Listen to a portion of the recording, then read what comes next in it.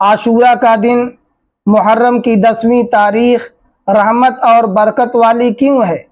بعض لوگ یہ کہتے ہیں کہ حضور پاک صلی اللہ علیہ وسلم کے نواسے حضرت حسین رضی اللہ تعالی عنہ کی شہادت اس تاریخ میں ہوئی، اس لیے عاشورہ کا دن محرم کی 10ویں تاریخ رحمت اور برکت والی ہے۔ ایسا نہیں ہے۔ حضرت حسین رضی اللہ تعالی عنہ کی شہادت حضور پاک صلی اللہ علیہ وسلم کے زمانے سے تقریباً 63 سال بعد ہوئی ہے۔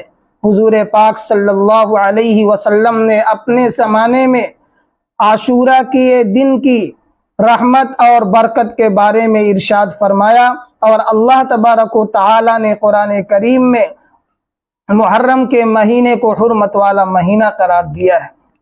بعض لوگ یہ کہتے ہیں کہ حضرت آدم علیہ نبینا علیہ السلام کو اللہ تبارک و تعالی نے اس دنیا میں جب بھیجا تو محرم کی 10ویں تاریخ تھی۔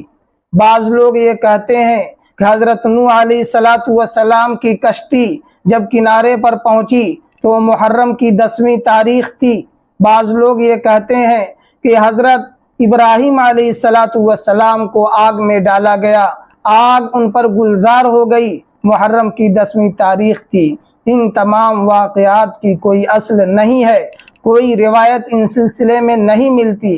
ہاں، یہ کہا جا سکتا ہے کہ حضرت موسیٰ علیہ السلام کو اللہ تبارک و تعالی نے ظالم و جابر فرعون سے نجات دیا، وہ تاریخ محرم کی 10ویں تاریخ تھی۔